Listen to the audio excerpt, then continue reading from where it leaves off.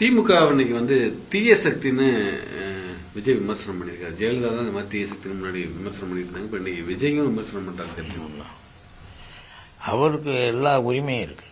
காரணம், கரூரில் 12 மணிக்கு கூட்டத்தில் பேசுவதாக சொல்லி மக்களை, ஆயிரக்கணக்கான மக்களை திரட்டி வைத்துவிட்டு 12 மணிக்கு வராமல் 7:30 மணிக்கு வந்து 9 மணியிலிருந்தே கூடிய கூட்டம் மாலை 7:30 மணி வரை குடிக்க தண்ணீர் இல்லாமல், உணவு இல்லாமல் அந்த வெயிலிலே அவதிப்பட்டு மயங்கி விழுந்து 41 பேர் இறந்ததற்கு காரணம் விஜய் தாமதமாக வந்ததுதான் என்ற உணர்வும் இல்லாமல், அதை பற்றி கவலை கூடப்படாமல், அதை பற்றி பேசாமல் இருக்கும் விஜய் ஒரு கொலைகார சக்தி.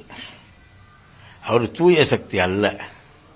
இன்றைக்கு கூட திருச்சியிலே இப்பொழுது அவர் கலந்து கொண்ட கூட்டத்திலே ஒரு விபத்து நடந்ததாக கேள்விப்பட்டேன். அது தெரியவில்லை. ஆனால் அவர் எப்படி தூய சக்தி, ஏன் காலதாமதமாக வந்தேன் என்பதற்கான எந்த காரணத்தையும் இதுவரை சொல்லவில்லை.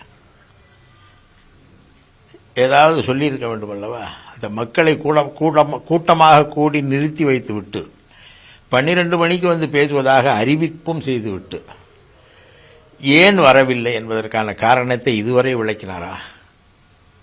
இவர் திமுகவை பற்றி பேசுவதற்கு என்ன தகுதி இருக்கிறது என்பதுதான் எங்கள் கேள்வி. திரும்பவும் இன்னைக்கு ஊழல் குற்றச்சாட்டுகளை பற்றி பேசுறாரு. இன்னும் அரசு பல திட்டங்களை செயல்படுத்தல அப்படிங்கிற மாதிரி குற்றச்சாட்டு வைக்கிறார். வரிசையாக திட்டங்களை செயல்படுத்தி வருகிறோம். சில திட்டங்கள் ஒன்றிய அரசு செயல்படுத்த வேண்டும்.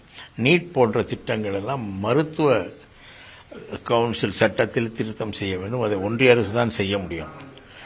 அரசியல் தெரியாதவர்கள் பேசுகிற பேச்சுக்கெல்லாம் என்ன பதில் சொல்வது என்று எனக்கு புரியவில்லை.